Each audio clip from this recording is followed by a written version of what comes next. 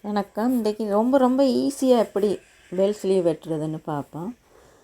இப்போ நான் காட்டி தரதுக்காக வேண்டி ஒரு சின்ன சட்டை மாதிரி வெட்டி வச்சுருக்கேன். வெட்டி ஷோல்டரை தைச்சி வச்சுருக்கேன். இப்போ அந்த கை நீளம் வந்து 6ன்னா நாங்கள் 12x12 எடுக்கணும். 12x12 சதுரம் எடுக்கணும். எடுத்து இந்த மாதிரி 2ஆக மடித்து அப்புறம் அதை 4ஆக மடிக்கணும். இது ஒரு கைக்கு தான் நான் செய்கிறேன். நீங்கள் 2 கைக்குன்னா இதே மாதிரி இன்னொரு துண்டு எடுக்கணும். 12x12 எடுத்து 2ஐயும் ஒன்றா மடித்து வச்சே வெட்டலாம். நான் ஒரு கை காட்டி தரத்துக்காக வேண்டி ஒரு கை தான் வெட்டுறேன். இப்போ இது நீளம் 6 தானே, கையில் 6ன்னா இப்போ அந்த 6 இந்த மாதிரி அளந்து வட்டமாக வரைஞ்சி எடுக்கணும்.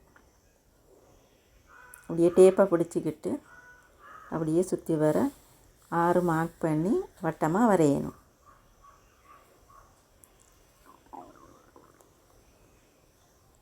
இப்படி வரைஞ்சி இந்த மாதிரி ஒரு மார்க் போட்டுக்கொள்ளணும். போட்டுட்டு பின் பண்ணிக்கொள்ளுங்க, நகராமல் இருக்கணும்னா. பாசையாது இதுக்கு இப்போ இதை வெட்டி எடுக்க போகிறேன்.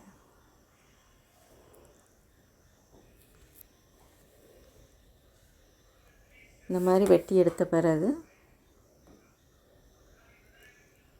இப்போ இதை விரித்து நடு சென்டரில் ஒரு மார்க் பண்ணிக்கொள்ளணும்.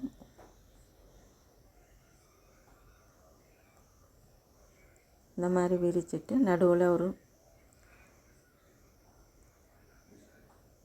மார்க் பண்ணிவிட்டு அப்படியே விரித்து வைங்க. விரித்து வச்சு நேராக ஒரு கோடு கீழே வரைக்கும் போட்டுக்கொள்ளணும். அதிலேருந்து அந்த மடிப்பு அடையாளம் இருக்கும் தானே, அதில் அப்படியே நேராக ஒரு கோடை போட்டுறணும்.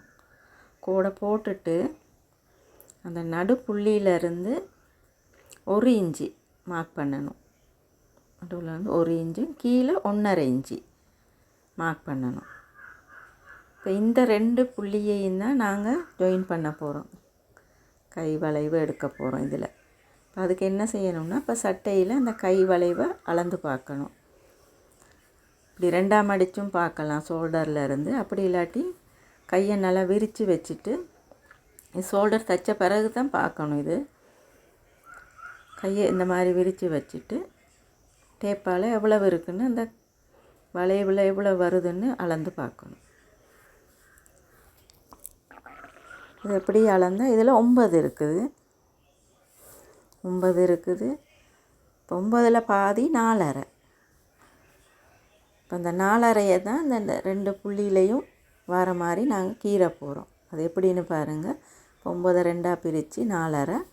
அந்த 4.5 அப்படி டேப்பில் அந்த 2 மார்க் பண்ண புள்ளி இருக்குது தானே, அதில் இப்படி இந்த மாதிரி வளைச்சி வைக்கணும். வளைச்சி வச்சுட்டு அதை கீறி கொள்ளுங்க. அந்த டேப்புக்கு உள்ளால் முதல்ல சும்மா அப்படியே கீறி விட்டுட்டு அதுக்கு பிறகு டேப் எடுத்துட்டு நீங்கள் 4.5 வர மாதிரி அதை வளைவை கீறிடணும். டேப்பை வச்சு பார்த்து 4.5 வர மாதிரி கீறுங்க. அப்படி வச்சு கீறி எடுத்துட்டு ரொம்ப ஈஸி இந்த கை வெட்டுறது. இவ்வளோதான். இப்போ சரியாக 4.5 மாதிரி வெட்டிட்டு இப்போ இதை திரும்ப மடிக்கணும். 2ஆக மடிக்கணும். அப்படி இந்த மாதிரி மடித்து வச்சு தான் வெட்டணும். அப்போ தான் 2 பக்கமும் ஒரே அளவாக வரும். 2 கையாக இருந்தால் இதே மாதிரி இன்னொரு பீஸையும் போட்டு வெட்டணும். இப்போ இந்த மார்க் பண்ணி கீறணும் தானே வளைவு, அதை இப்படியே வெட்டி எடுத்துடணும். அப்புறம் கீழேயும் வெட்டி விட்டுருவோம் கை தைக்கிறதுக்காக. அவ்வளோதான். இப்போ விரித்தா அந்த மாதிரி இருக்கும். இப்போ இதை தான் அந்த ஷோல்டர் பக்கம் ஒரு மார்க் பண்ணிடணும். கட் மார்க் ஒன்று போட்டுக்கொள்ளணும். ஷோல்டர்லேருந்து தைக்கிறதுக்கு இந்த மாதிரி தான் இந்த பக்கம் போட்டுட்டு இதை இப்படியே வச்சு தைச்சேன். இந்த மாதிரி சரியாக அளவாக வெட்டுனா அளவாக இருக்கும். இந்த மாதிரி ஷோல்டரில் வச்சு தைக்கணும். அவ்வளோதான். ரொம்ப ஈஸியாக பெல் ஸ்லீவ் வெட்டியாச்சு. இப்போ கை இது நீளம் கூடன்னா கையெல்லாம் மடித்து தைக்க சரியாக வரும். நீங்களும் இந்த மாதிரி வெட்டி தைச்சி பாருங்கள். இந்த வீடியோ பிடிச்சிருந்தால் மறக்காமல் சப்ஸ்கிரைப் பண்ணுங்கள். நன்றி.